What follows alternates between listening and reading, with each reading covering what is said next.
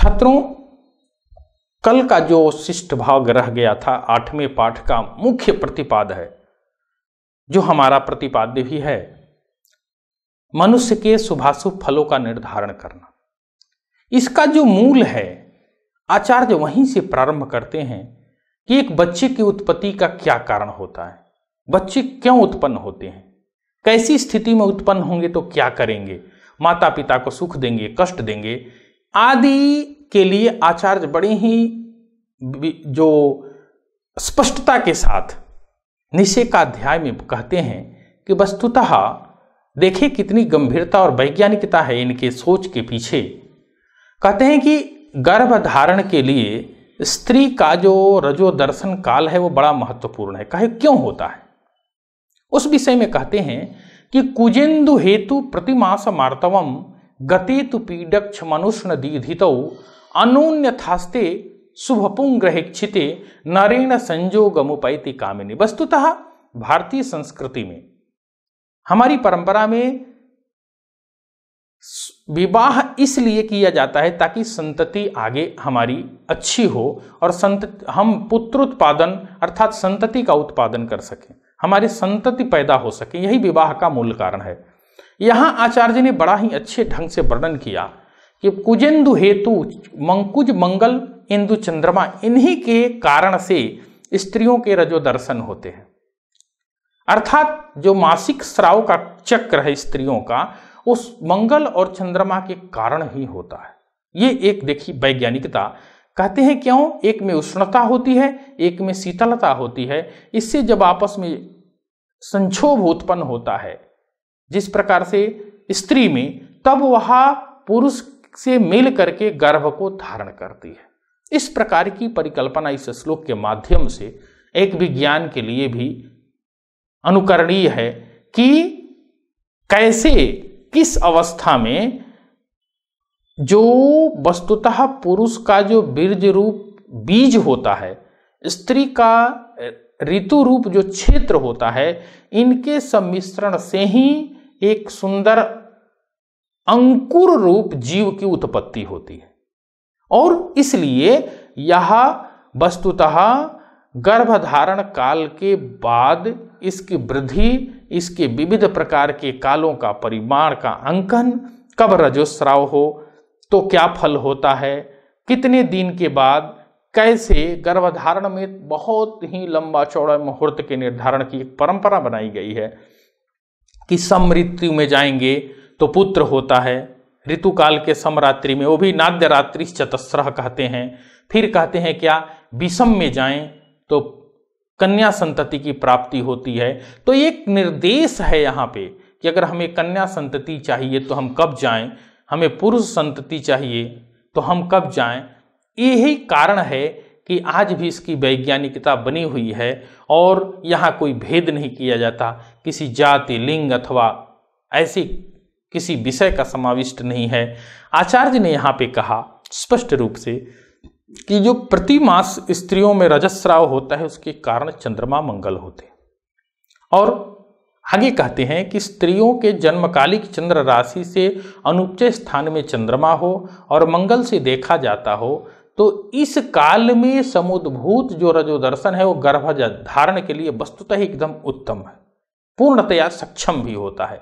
यही कारण है कि आगे आचार्य कहते हैं कि वस्तुतः पुरुष के जन्म राशि से उपचय स्थान में यदि चंद्रमा हो और वह शुभ पुरुष ग्रह अर्थात बृहस्पति से देखा जाता हो तो इस काल में स्त्री अपने पति के साथ अगर संसर्ग करती है तो वह सुंदर जीव की उत्पत्ति करती है। ऐसे इसमें वर्णन भी किया गया है। आगे एक परंपरा रही, आधान लग्न जिसको बोलते हैं, अर्थात गर्भ का जो धारण काल है वस्तुतः वही आधान लग्न है जिसमें गर्भधारण स्त्री करती है। उसमें कहते हैं यह वस्तुतः इस श्लोक की प्रमुखता ये भी है, वस्तुतः निषेकाध्याय में बहुत सारे ऐसे श्लोक आए हैं जिनकी प्रासंगिकता पे आज प्रश्न चिन्ह लग सकता है, लेकिन उसकी वैज्ञानिकता पे नहीं।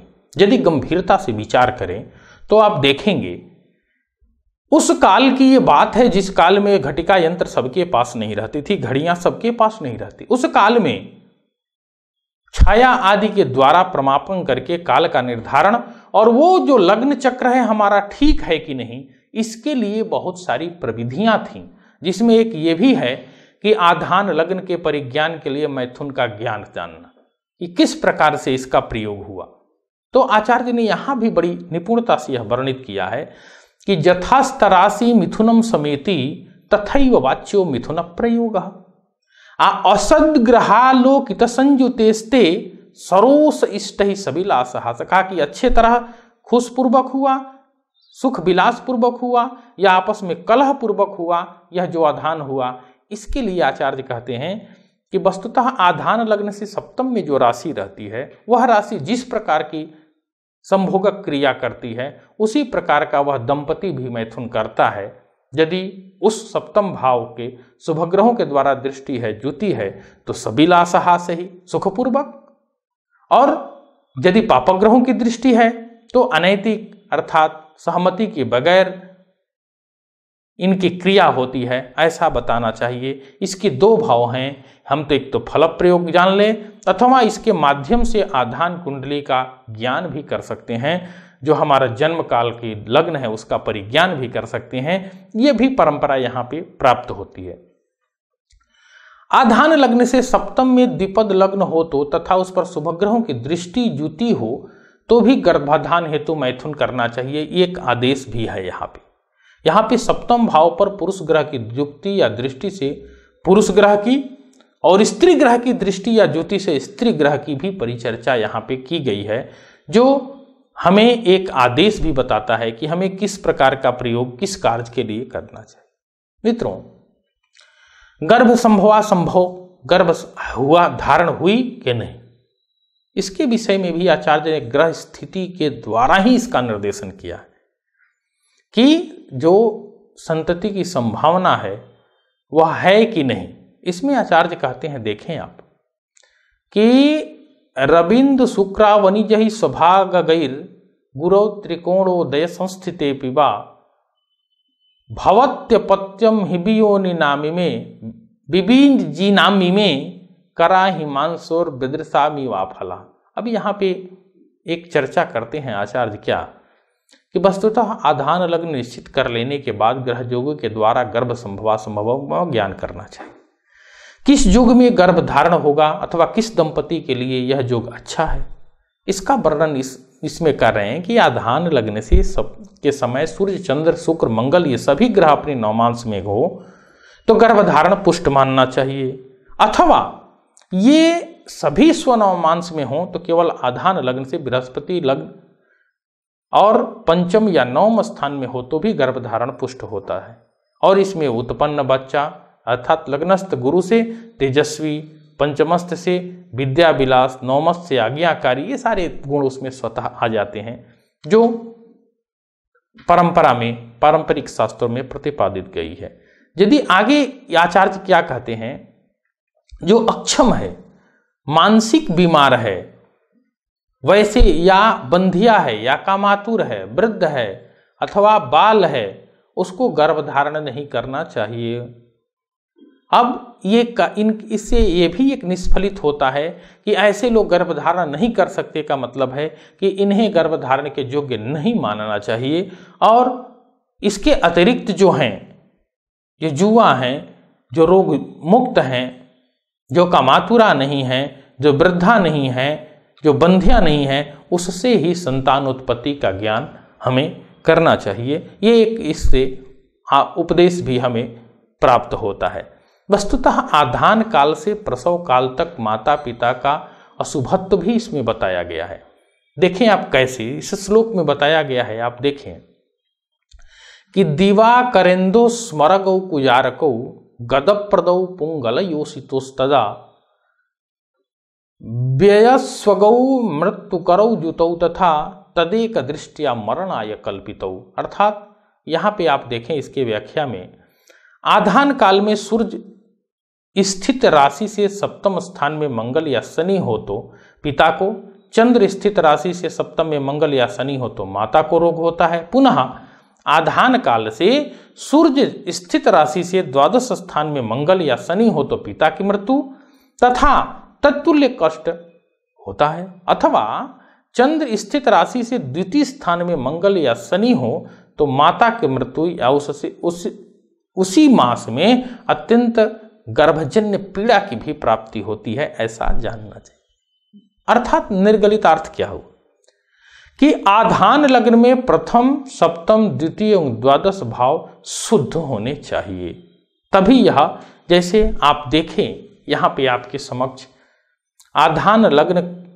के द्वारा पिता एवं माता को रोगदायक स्थिति कैसी होगी दिखाया गया है। आप देखें, प्रथम चक्र में चतुर्थ भाव में कुज शनि है और दशम में सूर्य है। द्वितीय चक्र में लग्न में चंद्रमा है और सप्तम में मंगल और शनि है, इनकी पूरी दृष्टि है। ऐसे में ये माता और पिता के लिए कैसे अनिष्टकारक हैं, इस स्थिति को पहले में पिता के, बाद में माता के दिखाया गया। अब निषेक काल के द्वारा और भी योग हैं जिससे माता पिता के शुभाशुभ का ज्ञान किया जा सकता है। आचार्य यहाँ कहते हैं, दीवार का शुक्र प्रतिमातृ संगीतो शनैश्चरेन्दु निशितद विपर्जयात। इन श्लोकों के माध्यम से भी ये चाचा मौसी आदि का माता पिता के साथ ही इनका भी निर्धारण किया गया है कि किस प्रकार से हमारे लिए शुभ कारक हों और किस प्रकार से अशुभ कारक हों। इनको देखें आप आगे, तो ये वस्तुतः आधान काल या जन्म काल में से दोनों कारक पिता और पितृव्य कारक ग्रह विषम राशि में हो तो दोनों को सुख, माता एवं मौसी संख्यक ग्रह सम राशिगत हो तो दोनों को सुख मिलता है।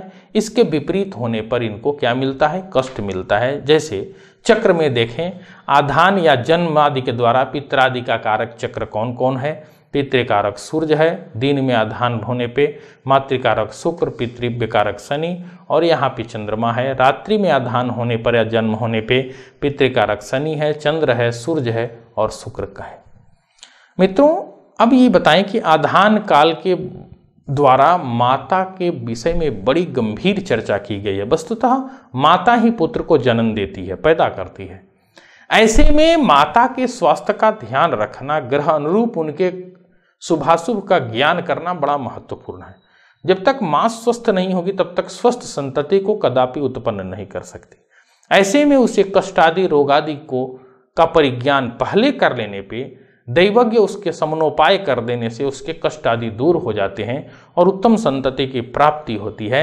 इसलिए आचार्य बाराह मिहिर ने यहाँ पे माता का गंभीरता से विचार किया और कहा कि अभिलषद्भि उदयक्षम असद्भिर मरणम मेति शुभदृष्टि जाते उदयादि राशि सहित जमे स्त्री और विगलितोडुपति भूत संदृष्टे आदि श्लोकों के द्वारा भी यहाँ पे माता के शुभाशुभ का विचार किया गया है।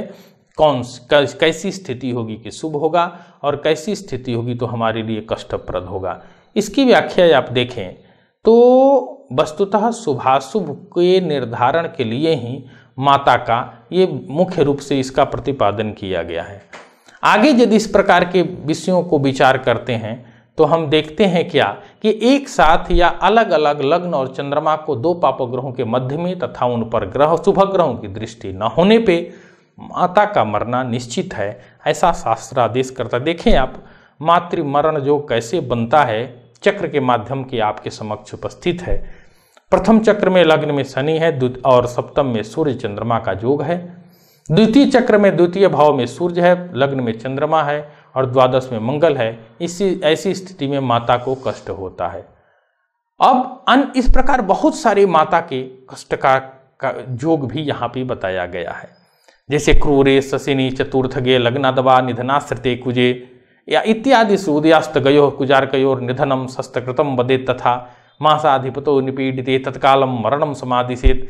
इस प्रकार के बहुत सारे श्लोकों के द्वारा यह माता के मरण का योग भी बताया गया है। यदि आगे हम इस पे विचार करें कि और क्या क्या प्रमुख विषय इस पाठ में वर्णित हैं तो आप देखें ये जो योग श्लोक में बताए गए हैं मातृ मरण योग का किस प्रकार से शस्त्र के द्वारा भी माता का मरण होगा। तो ये इस प्रकार से मंगल और सूर्य दोनों ग्रह के द्वारा गर्भाधान आदि काल में विशेष विचार करके आचार्य ने मातृमरण योग का निरूपण किया गया है, जैसा कि आपके समक्ष दिख रहा है। यदि समग्रता से इस पाठ का विचार करें मित्रों कि इस प्रसंग में क्या है, माता के सुख का विशेष विचार किया गया, साथ ही जो गर्भाधारण काल है, गर्भाधारण काल अर्थात गर्भाधान लग्न, वह लग्न जिस लग्न में स्त्री ने गर्भ को धारण किया, अर्थात पुरुष से स्त्री जब मिली उस काल में जो उसके गर्भ में बच्चा आया, वैसे काल को लेकर के कितनी व्यापक परिचर्चा है। यही कारण है कि हमारा विज्ञान, हमारा ज्योतिष शास्त्र यह मानता है कि गर्भस्थ जीव माता पिता के सारे परिवार के गुणों को अपने गर्भ में ही सीख जाता है। क्यों? क्योंकि गर्भाधारण काल के द्वारा ही हम सारे विषयों का निर्धारण कर लेते हैं, और अभिमन्यु जैसे यदि बच्चे पैदा होते हैं उसमें इसी की भूमिका है कि अच्छे काल में गर्भधारण अच्छे दंपति से होते हैं, अच्छे परिवेश मिलते हैं, तो वैसे लोगों में उस प्रकार की बुद्धि, तीव्र बुद्धि, कुशाग्र बुद्धि उत्पन्न होती है। यही इस अध्याय का मुख्य प्रयोजन था। यदि सारांशिका विचार करें तो देखें कि क्रूर ग्रह से बलयुक्त हो, शुभग्रह बलहीन हो, केंद्र में नपुंसक का अधिक ग्रह हो, तो वस्तुतः हमारी जो बियोनी का ज्ञान है वो हो जाता है। दूसरा, चतुष्पद जीवों में मेष आदि राशियों के अंगों का विभाजन भी बताया गया है। किससे पूछ होगा कि चूंकि जानवर होंगे तो उनके सारे अंगों का विभाग भी मनुष्य से अलग होगा, तो उनका विचार कर सकते हैं। लग्न में जो ग्रह अथवा लग्न पर जिस ग्रह की दृष्टि हो, लग्न पे जिस राशि का नवमांश हो, उसी के द्वारा उसका वर्ण आदि का भी आदेश करना चाहिए। इसी प्रकार पक्षी के दृष्टिकाण लग्न में चर आदि राशि नवमांश आदि के द्वारा बुध का नवमांश आदि, चंद्रमा की दृष्टि ज्योति से भी पक्षी का जन्म का ज्ञान कहना चाहिए। यदि आगे इस पे विचार करें तो आचार्य ने क्या बताया कि निषेकाध्याय क्या है। निषेक के द्वारा, प्रश्न आदि के द्वारा, लग्न, चंद्र, बृहस्पति, सूर्य आदि के द्वारा भी इसका ज्ञान आसानी से किया गया है। और संतति हमारी कैसी होगी, स्त्रियों में प्रति मास होने वाले रजस्राव का कारण क्या है, आधान लग्न से सप्तम में जो राशि होती है उस प्रकार संभोग आदि क्रिया वह पुरुष करता है, तो इससे लग्न का भी ज्ञान हो सकता है कि मेरा लग्न है, मैंने वैसे किया या नहीं, परीक्षण भी हो जाता है। दूसरा, फलादेश में भी इसका उपयोग हो जाता है। मित्रों, आज यहीं विराम लेते हैं। इस पाठ को आप पढ़ें और इस प्रकार के बहुत सारे जो हमारे गुण हैं, जो वैज्ञानिकता है इस पाठ की, उससे आप जरूर अवगत हों। जय तो भारतम, जय तो संस्कृतम।